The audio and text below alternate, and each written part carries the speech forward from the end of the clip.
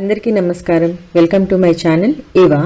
ఈ వీడియోలో మీకు ఆల్ఫాబెట్ యాక్టివిటీ చూపిస్తున్నానండి. అంటే మనం పిల్లలకి ఆల్ఫాబెట్స్ ప్రాక్టీస్ చేయించేటప్పుడు, రైటింగ్ ప్రాక్టీస్ చేయించేటప్పుడు ఫస్ట్ పెన్సిల్ కానీ క్రేయాన్ కానీ ఇచ్చేసి ప్రాక్టీస్ చేయించేస్తూ ఉంటాము. అది కొంచెం పిల్లలు బోర్గా ఫీల్ అవుతూ ఉంటారు. కొన్ని రోజులు ప్రాక్టీస్ చేశాక ప్రాక్టీస్ మానేస్తారు. అలా కాకుండా అసలు ఆల్ఫాబెట్ అనేది ఎలా ప్రాక్టీస్ చేయించాలి పిల్లలతో, కొంచెం ఫన్ యాక్టివిటీ లాగా ఎలా చేయించాలి అనేది నేను ఇప్పుడు మీకు చూపిస్తున్నాను. ఇక్కడ నేను టూత్ పిక్స్ తీసుకున్నానండి. టూత్ పిక్స్ తీసుకొని ఏ లెటర్ ఎలా ఫామ్ అవుతుంది అని చూపించవచ్చు. ఇలా ఐస్ క్రీమ్ స్టిక్స్ కూడా యూజ్ చేసి చూపించవచ్చు. ఆ తర్వాత మనకి ఇంట్లో ఇలాంటి టాయ్స్ ఉంటాయి కదండి. ఇలాంటి టాయ్స్ యూజ్ చేసి లెటర్ అనేది ఎలా ఫామ్ అవుతుంది అని పిల్లలు ఆడుకున్నట్లుగా మనం వాళ్ళతో ఆడిస్తూ లెటర్ అనేది ఇలా నేర్పిస్తూ ఉంటే వాళ్ళకి ఈజీగా అర్థమవుతుంది.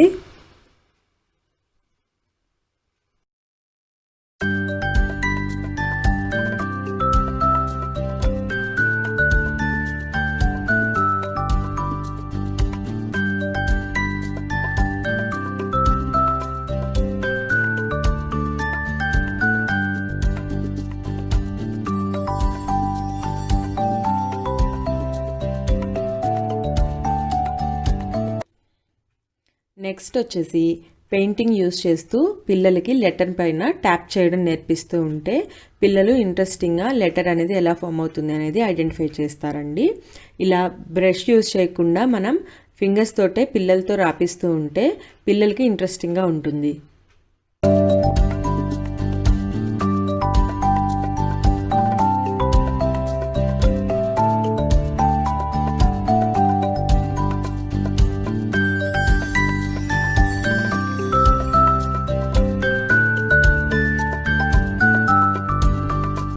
నెక్స్ట్ వచ్చేసి లెటర్ ఐడెంటిఫికేషన్.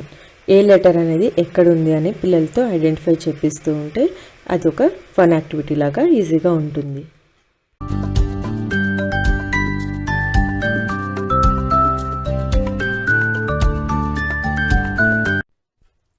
నెక్స్ట్ ఇది వచ్చేసి లెటర్ ట్రేసింగ్ అండి. ఇక్కడ మనం పిల్లలతో లెటర్ ట్రేసింగ్ అనేది పెన్సిల్ కానీ స్కెచ్, క్రేయాన్ ఏదైనా యూజ్ చేయించి పిల్లలతో లెటర్ ట్రేసింగ్ అనేది చేపిస్తాము. ఇలా డాట్స్ కంబైన్ చేయించమని నేర్పించవచ్చు. లేదు అంటే ఇలా లైన్స్ డ్రా చేసి కూడా మనం పిల్లలతో ట్రేసింగ్ అనేది నేర్పించవచ్చు. నెక్స్ట్ వచ్చేసి మ్యాచింగ్ అండి.